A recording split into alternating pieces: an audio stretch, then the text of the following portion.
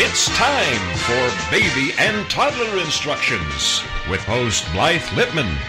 Blythe is a nationally renowned infant and toddler expert who has over 30 years' experience helping moms and dads regain their sanity, teaching them how to survive, and giving them the confidence they need to be the best parents ever. From sleeping to crying to potty training to choosing a preschool and so much more. If you're a parent, Baby and Toddler Instructions is the show you've been looking for. Now here's your host, Blythe Lipman. Well, good morning, afternoon, evening, wherever in the world you might be. Thanks so much for tuning in to Baby and Toddler Instructions. I'm your host, Blythe Lipman, and I can't wait to talk to today's guest. Marriage and money, yikes. Adam Brooks is my guest. He's a certified financial planner, and he's gonna share his expertise, including all the do's and don'ts when it comes to family and money, and when do you start saving, and what do you do? And anyway, I can't wait to talk to him. He'll be with us in just a bit. But first, there were a couple of recalls this week. The Kids Preferred recalled their wind-up musical toys. They're really cute. It says the metal post and or the handle of the wind-up mechanism can detach, posing a choking hazard to young children. And we know everything goes in the mouth. Also, this was pretty scary. Fisher-Price recalls the infant soothing motion seats. They're calling it the motion seats. Those are the little bouncy seats, and this one moves. It says that the motor housing can overheat, posing a fire hazard.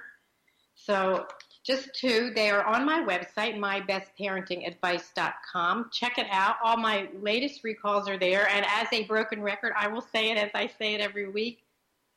Don't try to fix things yourself, even though if it looks like something minor and, I can put a little glue here or I can get another screw. If a company recalls anything, not just your children's things, things for you too. There was a plastic rocking chair that was recalled. For us, it was for like a dining room. It was decorative and, something happened, the leg could fall out. So anything that's recalled, call the company. They'll refund your money. They'll send you a kit to repair it. Don't try to fix it yourself. Our little ones put everything in their mouths, and we don't want them falling and eating things they shouldn't. So I say it every week. So look at my recall list on mybestparentingadvice.com. And if you want to be a guest or you want to contact me or have a question about anything, you can also contact me there.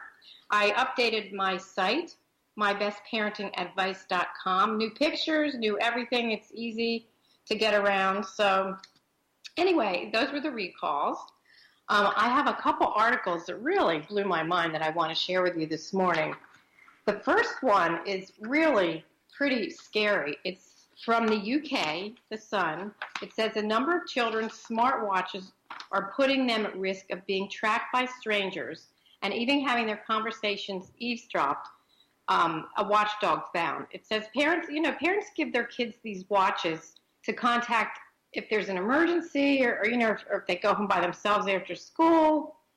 Anyway, there were a couple of companies in the UK, and they have some serious security flaws, which strangers can easily hack and track, and they can even talk to the child wearing it. I mean, that's really scary. It says they can watch the child's every move, and they can even make it look like your child is someplace else. And it's because some of the data that's transmitted and stored is not encrypted, so the kid's information is vulnerable.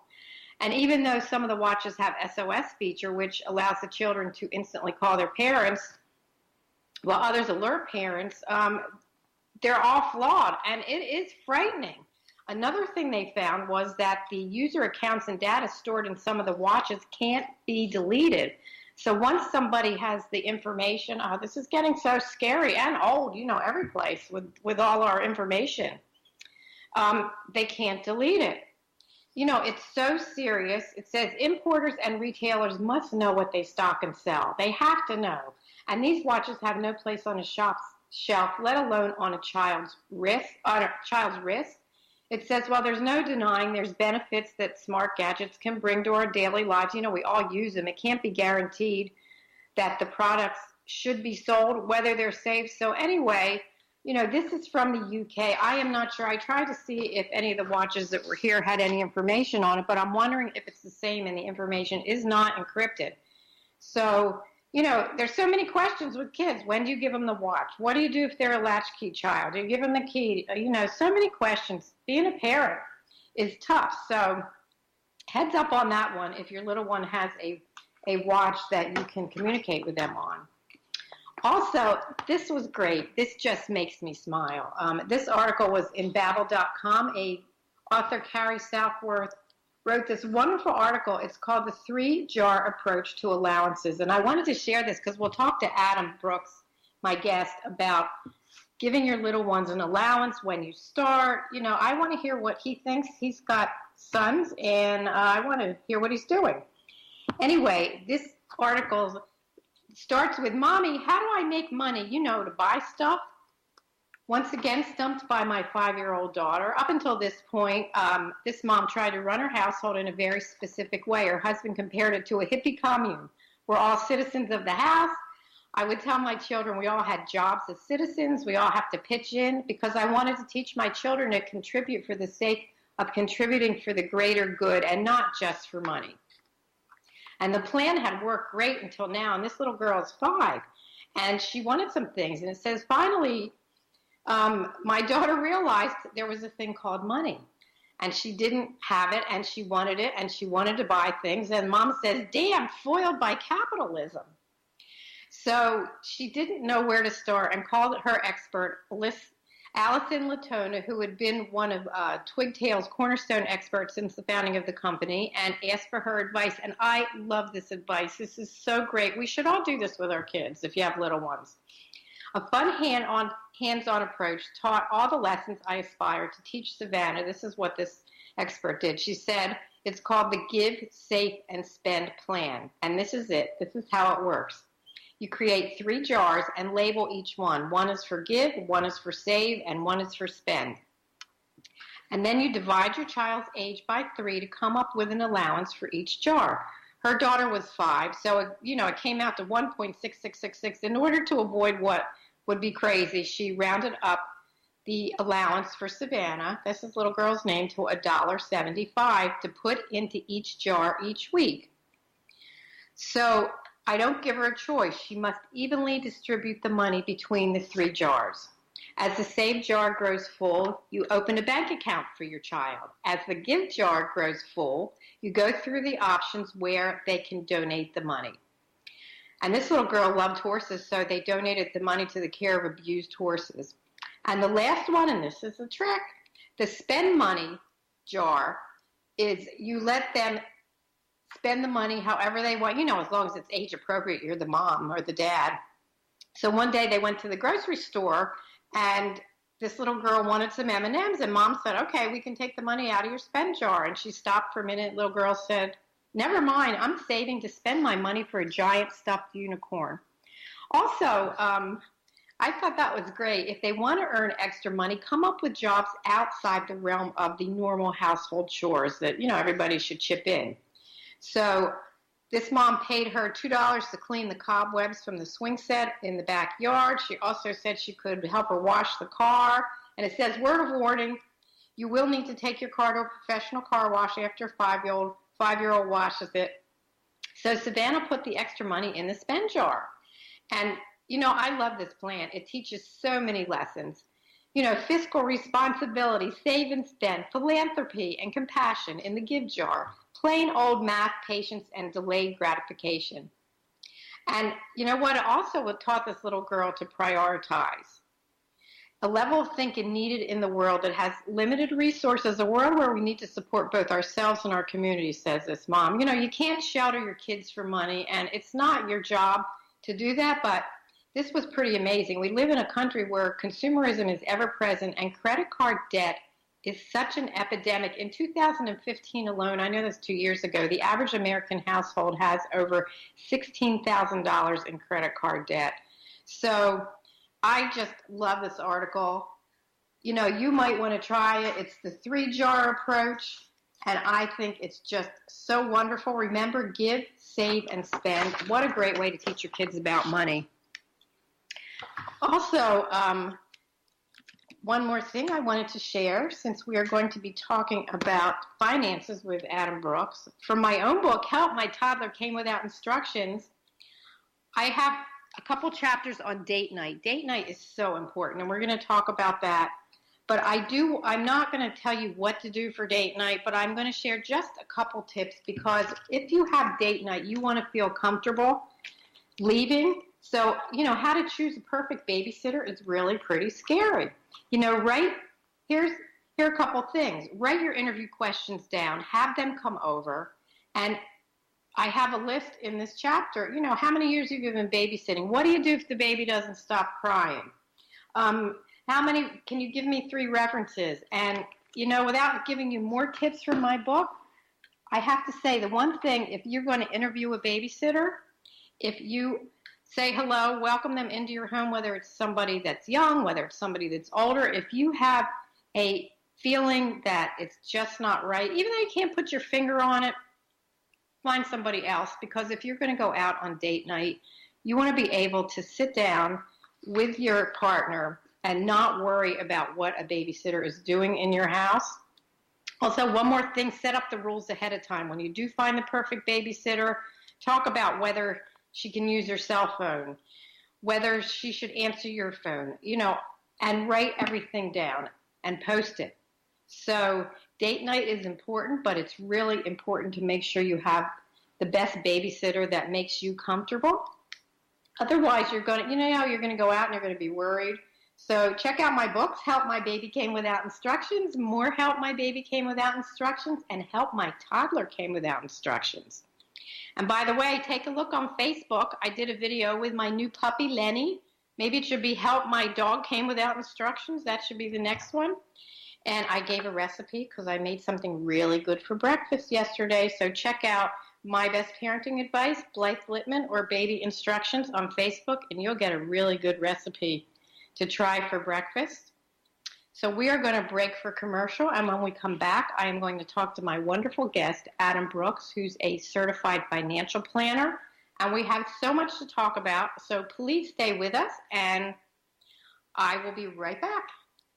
Time for coffee.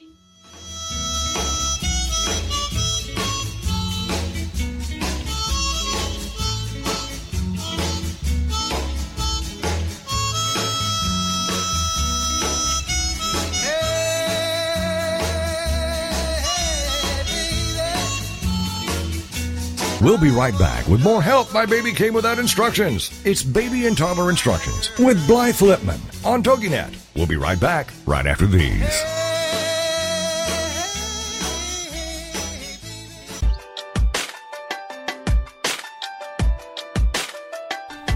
Do you ever wonder if you're the only woman who runs errands in her yoga pants so it will look like she went to the gym? Or how about the only mom who feeds her kids raw cookie dough?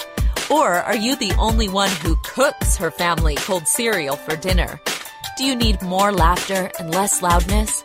More self-love and less self-loathing? More joy and less judgment? You're not alone. Come to the living room, a place where we get comfy, candid, and confident together. Come seeking sanctuary and leave feeling renewed. We're saving a seat for you. Give yourself some living room today.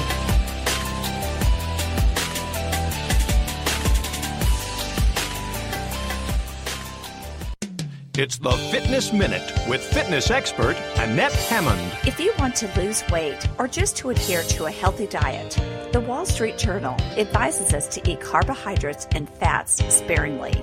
Our bodies need carbohydrates to function properly.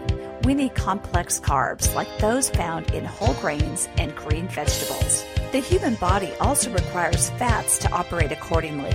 It needs monounsaturated fats, like those found in avocados, nuts, seeds, and olive oil. Keep to a minimum whole milk products, fried foods, butter, and my favorite, cheese. Eliminating refined carbs like white bread, cookies, and pastas can really rev up your weight loss.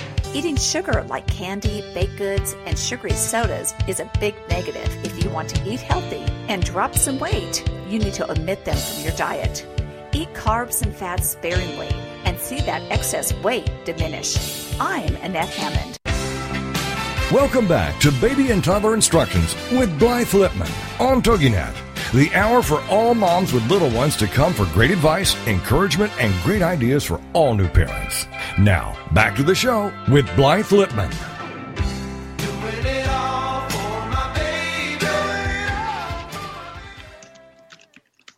Well, welcome back to Baby and Toddler Instructions. I am so happy you could be with me today. My guest is Adam Brooks. He's a certified financial planner, and he's been guiding individual businesses, nonprofit organizations, just people through their financial goals since 1993. In addition to his work as a financial advisor, Adam has served as an adjunct faculty member of financial education courses. He's taught all kinds of courses at the community colleges, including successful money management seminars, rich dad cash flow courses, and he previously hosted a radio show for 2 years called The Truth About Money. He's a 1993 graduate of the University of Arizona, where he earned dual degrees in finance and accounting, and in 2003 he earned the Certified Financial Planner certification, which requires a specific educational background, vast experience in demanding examination of high ethical standards. And when he's not serving the interest of his clients, he does so many things with the community in lots of leadership positions. He's on boards. He served as the program chair for the Arizona Community Foundation Tax and Legal Seminar Committee. He's the chair of the Jewish Family and Children's Services Professional Leadership Development Program. And Adam lives with his wife, Sydney, and their 3 sons. And in 2013, he and his son Jordan completed the 1.5-mile swim from Alcatraz to raise money for aquatic safety and training. Wow, yay! That's something, Adam. Something I didn't know. What an accomplishment. That's amazing. Welcome to the show. I'm happy to have survived that one. Yeah, boy. What's next? I'm done. That was it. One and done.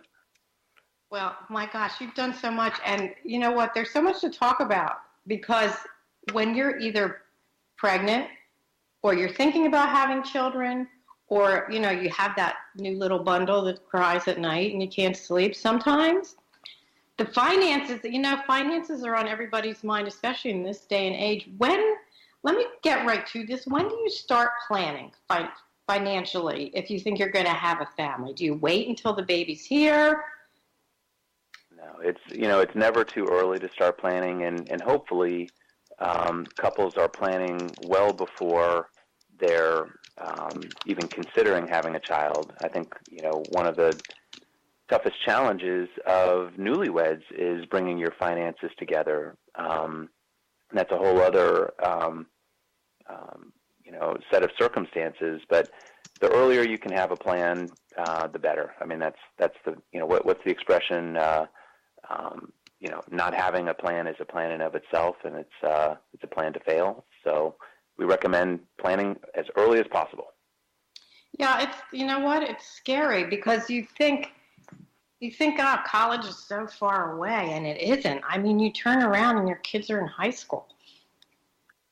So where do you start? Do you open a college fund? Do you put money away for a house? How do you know where to start besides calling you and making an appointment?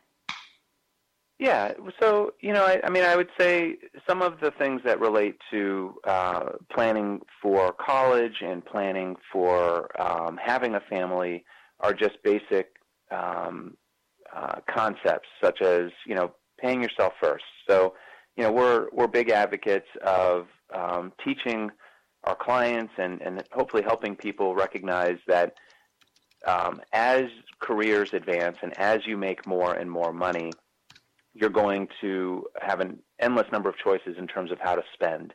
And many people never catch the concept that they need to be saving first and then spending what's left over. And the consequence of not saving first is there'll never be anything left over. So in other words, many people just say, well, I'm going to save whatever I have after we take care of these things. And over time, there's never any money left is really the bottom line. So paying yourself right off the top, saving money first, allows you to start building up those reserves which may or may not end up being used for college or, other goals that come up along the way. So that's the number one concept, I would say. And as it relates specifically to having a family, college, of course, is probably one of the biggest expenses that we know we're going to have as parents. You can't really start saving for college until you have the child. So, as soon as you have the baby, if you can consider opening up, a various option related to college savings vehicles, that's obviously the best course of action. That's great advice, but paying yourself first. But I was thinking of two things when you were talking. One is it's like the laundry. When I get the laundry done, then I'll do something else. You know what? There's always more to do. Also, I'll tell you an interesting story. When I was a little girl, I lived in a small town in New Jersey, and my grandfather opened a savings account for me. And he used to put $5 a week in the account. And what was so interesting, when I look back, and this is a lot of years ago, he would give me a $5 bill, and the bank was right across the street. This was a town you could actually walk in years ago that was very safe. And I would go with my little book. They used to give a book, and they used to stamp, and I would put my $5 in. And, what a great teaching tool. And you can still do that. Your kids don't have to walk to the bank. Yep. So I actually have a similar story along those same lines, and it's really interesting. It's amazing how similar this is. My grandfather in Chicago, I lived here. I lived in Arizona, and he would essentially bribe me to write him letters. And he would basically say, every letter that you write me, I'll put a little bit of money into your savings account. And so I was an ambitious young man, and I wrote him quite a bit. And so he would, and we at the same kind of thing. I would have a passbook savings account, and we would go in, and he would, put that money in. And then the next step of what he did, which is a large part of how I ended up here, Blythe, he would then teach me to invest, because as that savings account grew, he started saying, you know what, we're going to look at, buying some individual stocks. And one of the first stocks that we bought was McDonald's. You're kidding, huh? one of the important lessons he taught me was how owning a stock is actually like, being a part owner in that company. So, of course, as a kid, one of my favorite restaurants, of course, was McDonald's. And so he would take me to McDonald's, and he'd say, I want you to go up to the counter and tell him you own this place. And that's definitely not my style or really his, but he was trying to make a point of saying, look, as a shareholder in McDonald's, you are an owner of McDonald's. And so it was really not only the importance of writing him, but the importance of saving, and then actually taking that to the next step of actually investing, and what that meant. It was pretty neat lesson that hopefully one day I'll get to teach my grandkids. Wow, you know what? I love it. Even though you're saying bribery, not only does it teach about money, nowadays nobody writes anything. They text. We don't even talk on the phone anymore. And, I say all the time, when I get something in the mail from somebody, I'm all excited at this age if somebody actually took the time to sit down and write something, because it's, it's lost, which is a shame. Yeah. But, it falls on us. I know this isn't about financial, but it could be. It falls on us as parents to teach our children about the writing and about the saving and about the money. So next time when I go to McDonald's, which I don't too often, I'll tell them that I know the owner. I know Adam, he owns it. And it's interesting because before you came on the show, I was talking about an article that I found. That it was a 3-jar approach to allowances. It was 3 jars that you label give, save, and spend, and this mom was teaching her 5-year-old. So... it's all about teaching our kids, too. I know we're talking about parents saving, but it's about teaching our little ones, too. Wow, I didn't know you owned McDonald's. So that was a long time ago. Yeah, anyway, but, look, just to segue to the next step, look, now you're a certified financial planner, and who knew, I'm sure your grandfather didn't say when Adam grows up, gosh, he's going to own McDonald's and he's going to be helping people with their money. And who knows? You know what? Yeah. it's really important to teach our kids, too, about the money with the allowances. And we're going to have a commercial break in just a couple of minutes, so I don't want to get into anything too lengthy because I don't like to interrupt my guests. But I'm just, you know what, I don't want to put you on the spot, but I guess I will for a minute. Do you give your kids an allowance? So we do not. We, you know, and maybe there's more to the story. The short answer is we do not. We have a household where we set expectations that you do your part and everyone participates, and the reward is when you that we're going to be a little bit more generous when you ask for something. And so it's a little bit more of a quid pro quo approach.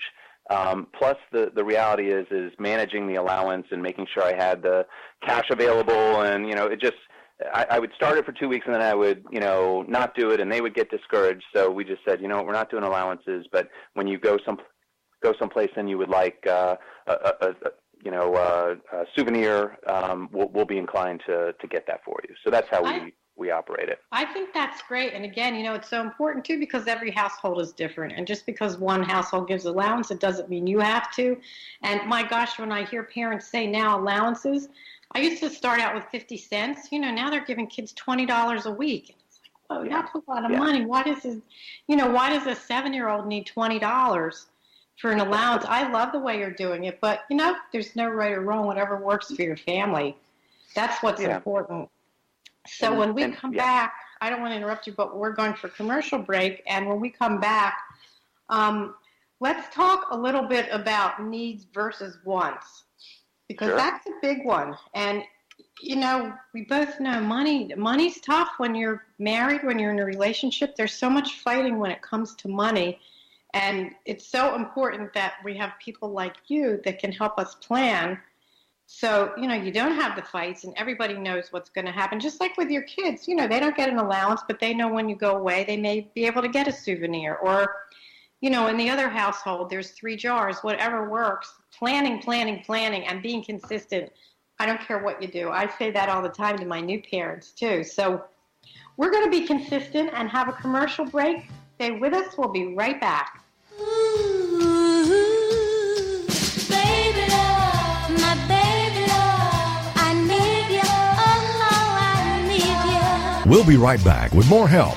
For help, my baby came without instructions. It's Baby and Toddler Instructions with Blythe Lipman on TogiNet. We'll be right back right after these.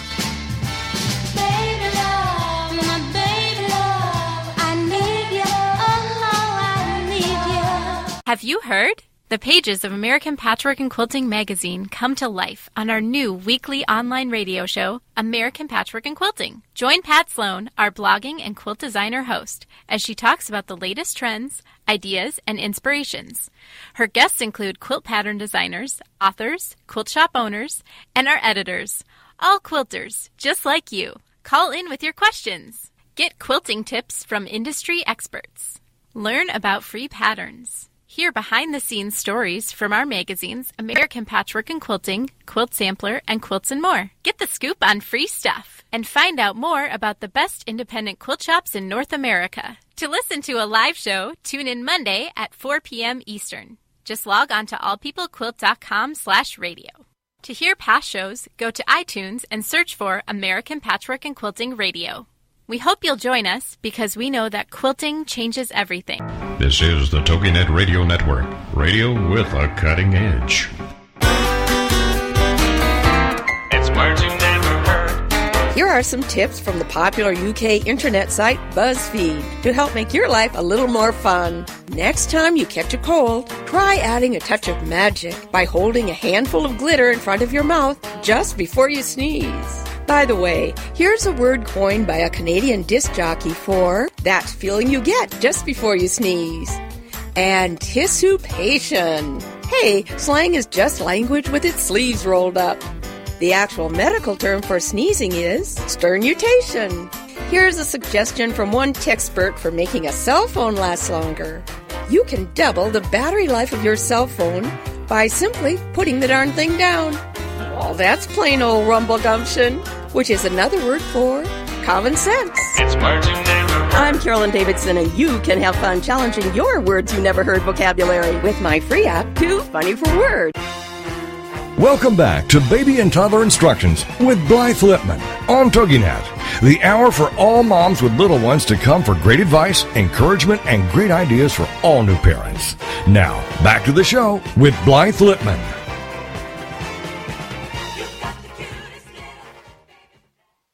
Money, money, money, the root of all evil or the root of all great things.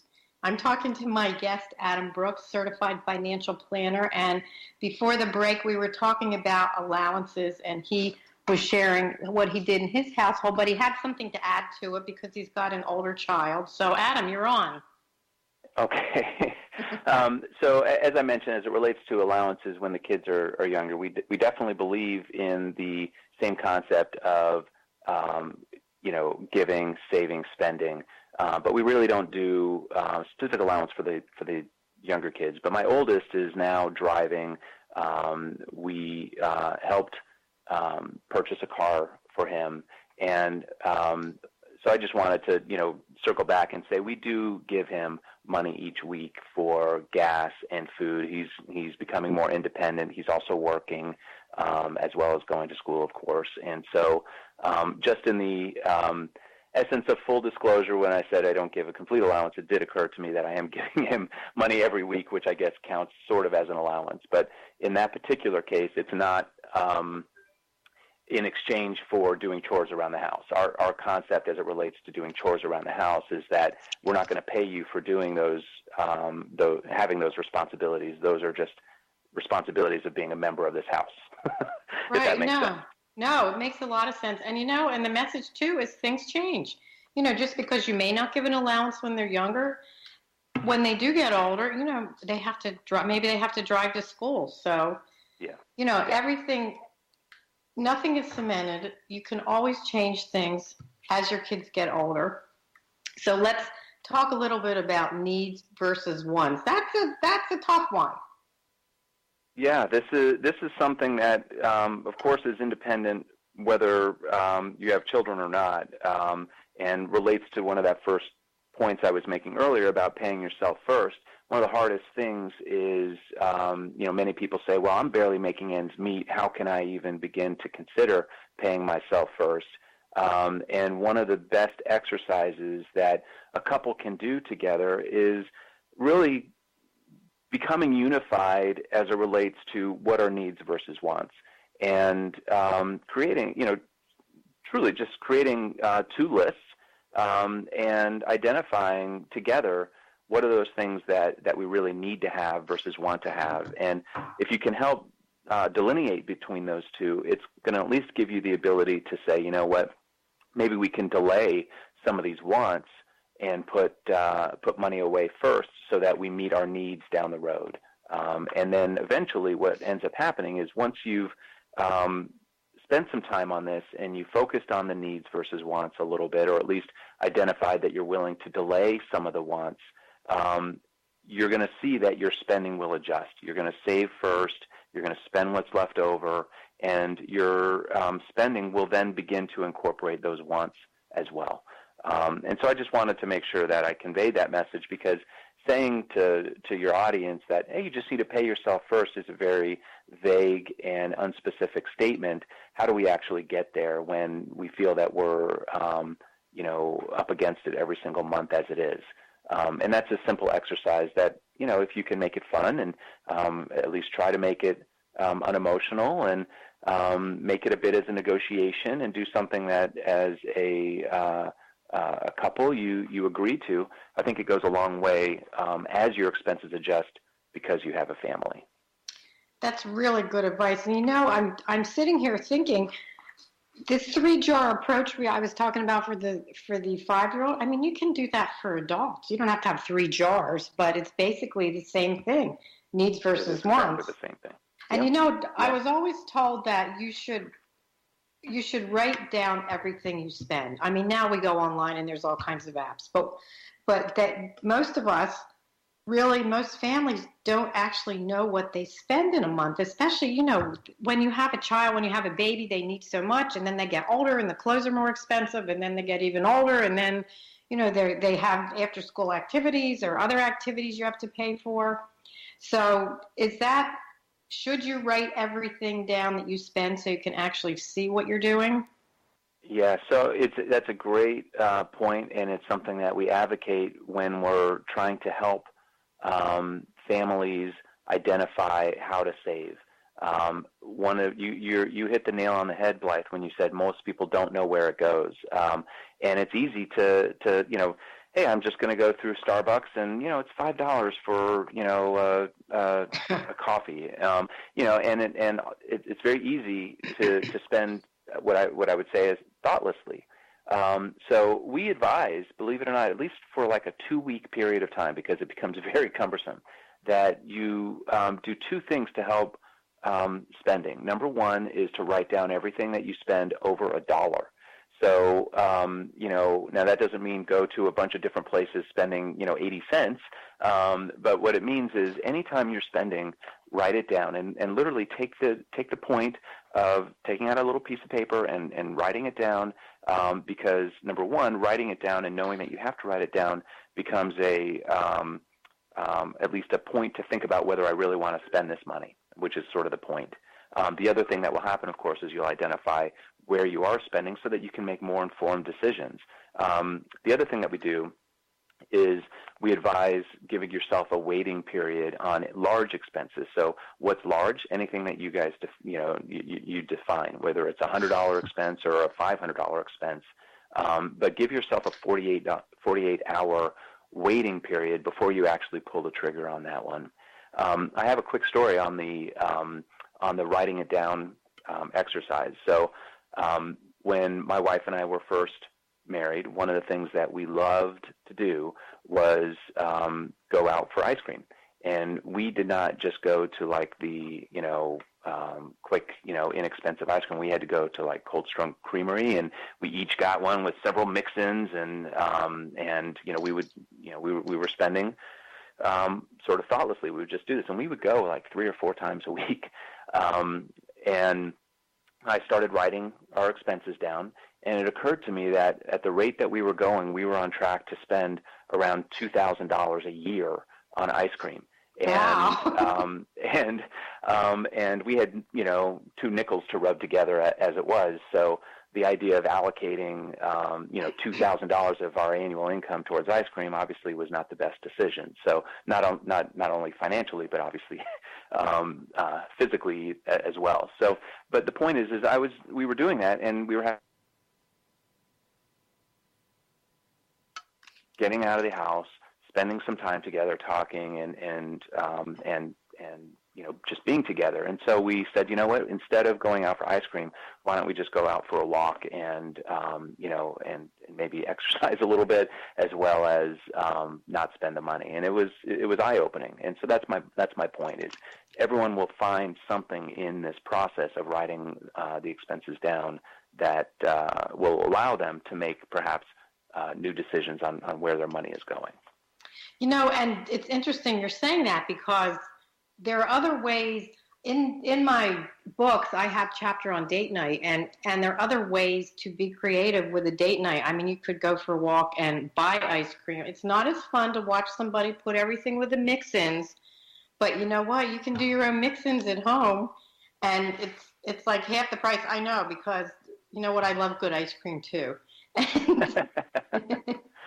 And you really don't know what you're putting out there. What do you think about, a lot of us are stuck on going to the drive-through coffee, whether it's Starbucks or whether it's one of the other coffee places. What do you feel about taking money and putting it on a card so you allot yourself $10 a month or $6? Well, $6 you don't get anything, but what do you think about that? I mean, I think that's fine. I don't think there's a right or wrong when it comes to doing something specifically like that. But what I like about it ultimately is that it gives you a boundary, right? I mean, the challenge that many people have, whether they're a young family starting out or people approaching retirement, is that we have a hard time managing our spending. And if this is a vehicle, or if that's a tool that allows you to at least create a boundary on what's permitted, so to speak, then great. I mean, there's absolutely nothing wrong with that approach. I like that idea, actually. No, and I think it's kind of fun, because if you decide you want coffee or you want, a drink or something, and you go, oh, look, you know what? I still have $8 on my card. It's kind of exciting, because if you forget what you have on there, and also, it's about planning. It's about planning, exactly. And it's about setting aside money. And, the message is you're not saying don't do any of these things. You're basically saying know what you're doing. Right. So that you can build things in. And, I do have to say, when you first have a baby, and I know this for so many families because I've been doing my baby and toddler business for almost 40 years, you want to buy the baby everything. I mean, everything from, seats to cute clothes, especially the newborn clothes. Don't buy lots of newborn clothes. They cost money, and they're probably in them for 2 weeks. But I think for new parents to write things down. I know you're tired, and I know you have lots of things to do, but write things down as to what you really need. Because I just see, go to the resale stores have some great things.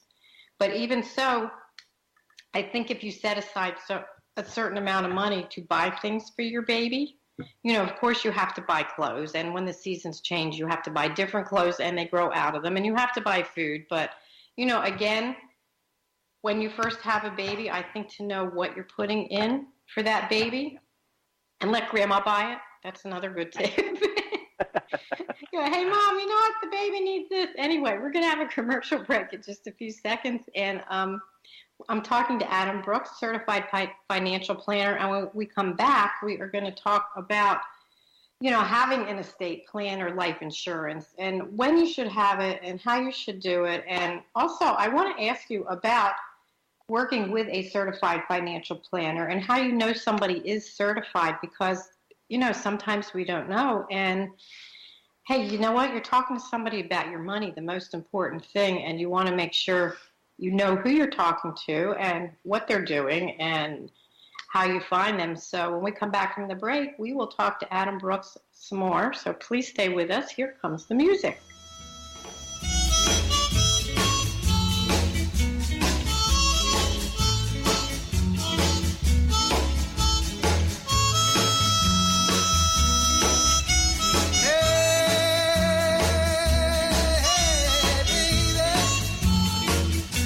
We'll be right back with more Help My Baby Came Without Instructions. It's Baby and Toddler Instructions with Blythe Lipman on TogiNet. We'll be right back right after these.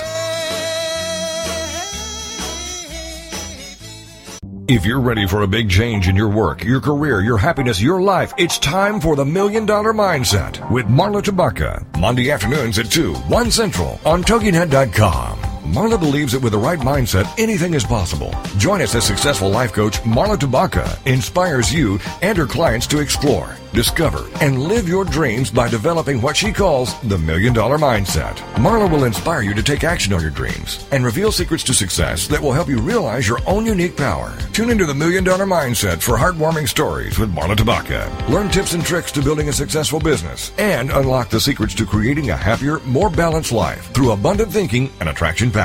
For more information on the $1 Million Mindset, go to our website, marlatabaka.com. That's MarlaTabaka.com. It's the $1 Million Mindset with Marla Tabaka. Monday afternoons at 2, 1 p.m. Central on TogiNet.com. This is the TogiNet Radio Network. Radio with a cutting edge. It's words you never heard. Have you ever walked into a room on a mission to get something and totally forgot what you went in there for? I do it all the time, which makes me feel like a total civhead, as the Brits would say. Some might blame it on old age, but a recent study reported in the Quarterly Journal of Experimental Psychology suggests the simple act of passing through a doorway causes memory lapses. It appears the brain regards a doorway as an event boundary and effectively files away whatever you were thinking about as soon as you step through.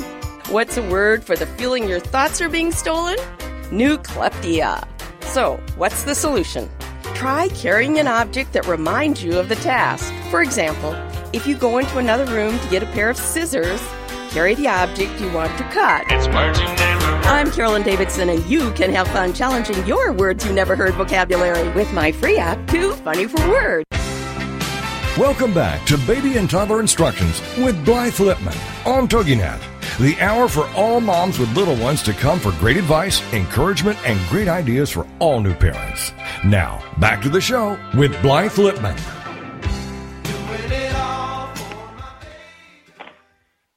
Well, welcome back to Baby and Toddler Instructions. I've been talking to my wonderful guest, Adam Brooks, certified financial planner, and this is the last part of the show. My gosh, and we still have so much to talk about. You have to come back, Adam. Anyway, I'd love to. Thank you. Thanks. Let's touch a little bit about funding kids' college expenses, and also, when do you do an estate plan? Here's this little tiny baby, and you look and you go, well, when he's older, I'll do something. Yeah. So let's talk about that. So in terms of the estate plan piece, my message to your audience is, now that you're having a family and now that your family is growing, that is a transitional point, and that is a point in time where you should be reflecting on what happens if something happens to me. And so that's just a good time to make sure that you have your basic documents in place, your will, your durable power of attorney, your living will, your healthcare directives, and an estate planning attorney would be the right person to go and talk to, in my opinion.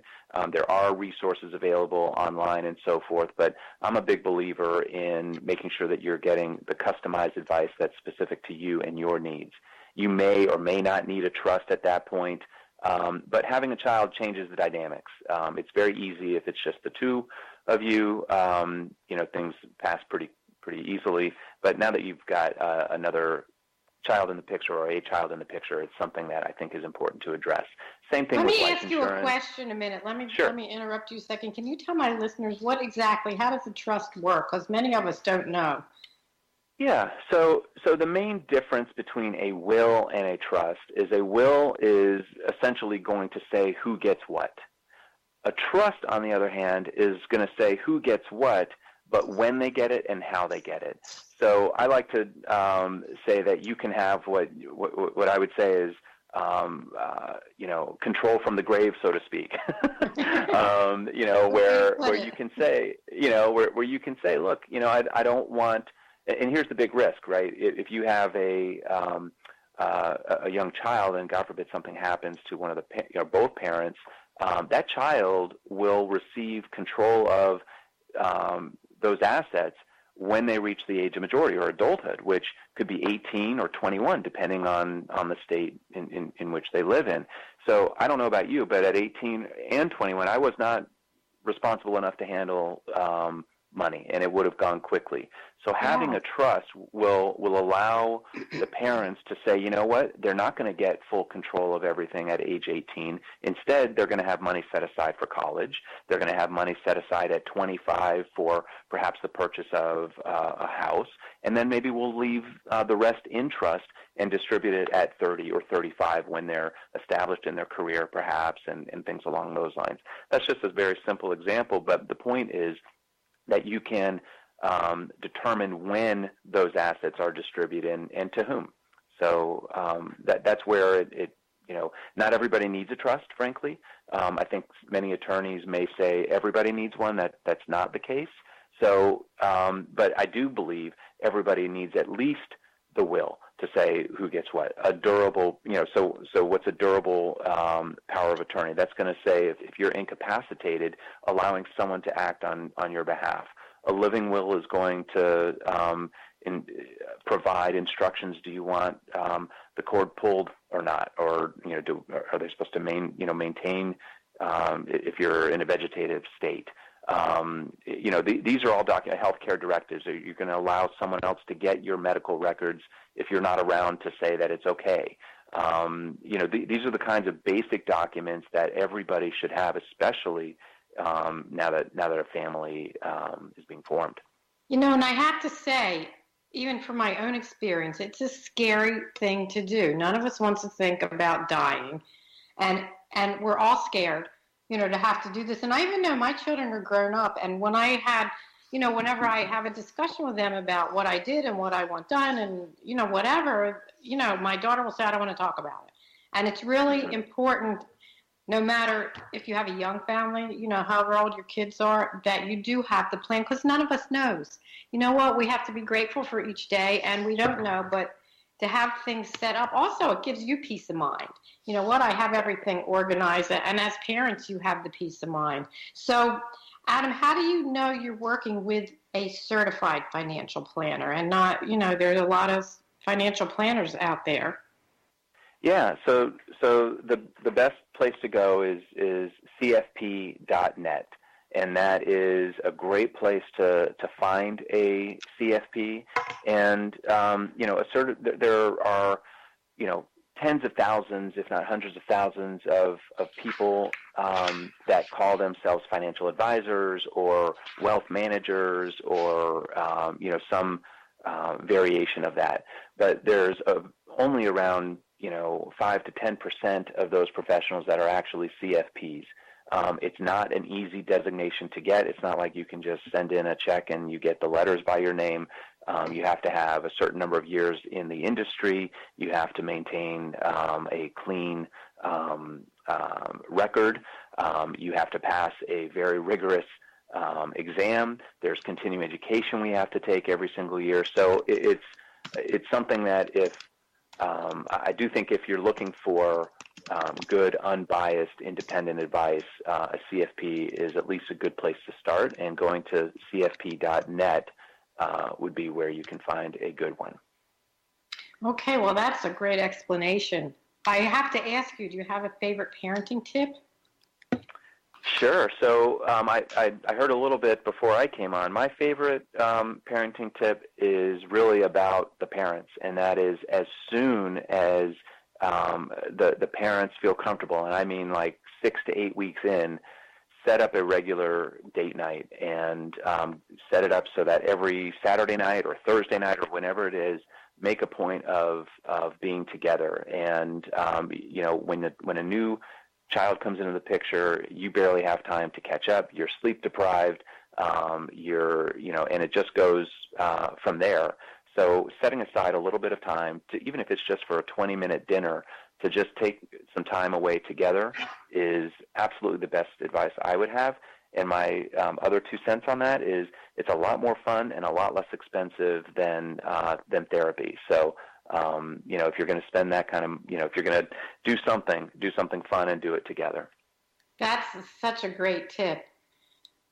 And I have to say, put it on the calendar. You put everything else on the calendar for your kids, for your doctor's appointments. Write date night in on the calendar. And even if you're tired, like you said, you know what, 20 minutes?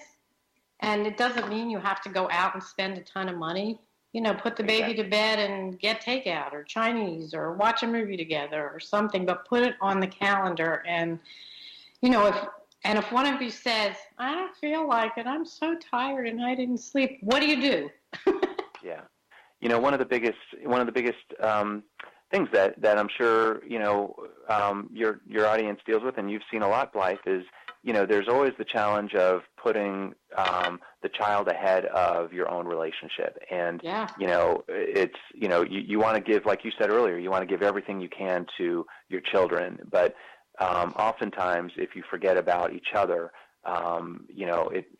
it goes downhill. And so making the time to just remind each other that, hey, we're important to each other too, is going to make you both better parents and much more prepared to take care of the kid and continue to put them at the top of the list. Hey, well, on that note, happy parents make happy children. So we're coming to the end of the show. Can you tell my listeners where to find you? Yes, absolutely. So my name again is Adam Brooks. You can find me at www.ablefinancialgroup.com. You can reach me at 480-258-6104. I do have clients all over the country and would be happy to answer any questions. So please feel free to use me as a resource if I can assist. Well, that's great. And, if you forget the number, if you're listening, you can always contact me at my website, mybestparentingadvice.com, and I will give you the number. This has been such a great show. I would love to have you come back because we have a lot more to talk about with money. Money's tough, money's tough, but money's good, and the world is constantly changing. So I appreciate all your wonderful tips and expertise. So have a great rest of your day, and let me know if you'll be swimming to Alcatraz again. Thank you for having me, Blythe. It's been a pleasure. Really enjoyed our conversation. Oh, me too. Well, thank you. You have a great rest of your day. Thank you, too. Take care. Bye-bye. Wow, what a great show. Money is tough, so I love all the tips. Next week, I have two very special guests. Can you believe it will be the first week in November? Halloween will be over, but we're not going to talk about that right now. My guest, because it's the first Wednesday of November, Connie Grunning from Peanut Butter and Wine, WHINE.com, will be with us to tell us what's hot and what's not in November, just in time for Thanksgiving. And then I have another wonderful, incredible human being that will be on the show. His name is Christopher Brown. He is a certified life specialist that works at the Phoenix Children's Hospital. And his job is to calm your fears if your child should have to go to the hospital, have a surgery. And I have to say, he does amazing work. I saw it with my own eyes when my grandson got his tonsils out. So Connie and Christopher will be with us. Halloween is coming up before the next show, so have lots of fun with your kids and be safe. My birthday is on Monday, yay. Mischief night, what can I say? I usually do a birthday show, but it didn't fall on the right day this year, so maybe next year. And I would like to leave you today with some financial words of wisdom. Don't go broke trying to look rich. Act your wage. That's W-A-G-E. And as Dave Ramsey says, we buy things we don't need with money we don't have to impress people we don't even like. And finally, remember, beware of the little expenses. A small leak can sink a great ship. Boy, isn't that the truth? So, write down your expenses. You'll be surprised to see what you're spending. Set time aside for date night, even if it's just staying home and ordering takeout. And money is tough to talk about. Set things up. Keep your family safe. So thanks so much for tuning in. If your little one you're dressing them up for Halloween for the first time, I would love to see your pictures. I can put them on my site. Send them to me at mybestparentingadvice.com. I'll post them, but only with first names. Not going to share anything. So I want you to all have fun. Stay safe and see you next time. Bye-bye.